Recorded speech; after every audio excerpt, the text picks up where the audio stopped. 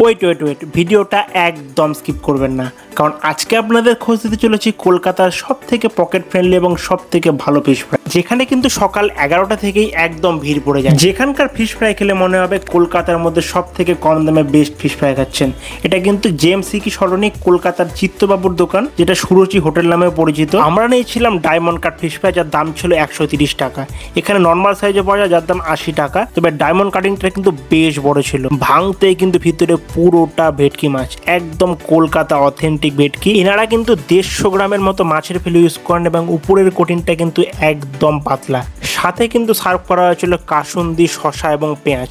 তো টেস্ট করে বলবো কেমন খেতে। ফিশ ফ্রাই কিন্তু কাসুন ছাড়া একদমই যাবে না। তো কাসুনের মধ্যে একটু মাখিয়ে নিয়ে জাস্ট মুখে ট্রাই করলাম, জাস্ট অসাধারণ খেতে। তো আপনারা জানান এটা 130 টাকা হিসেবে কলকাতার বেস্ট ফিশ ফ্রাই কিনা। তো ভিডিও কেমন লাগলো কমেন্টে কিন্তু অবশ্যই লিখে যান। আর এরকম কন্টেন্ট পেতে আমার চ্যানেলটি সাবস্ক্রাইব, ফলো এবং লাইক অবশ্যই করে দিন। দেখা হচ্ছে নেক্সট ভিডিওতে।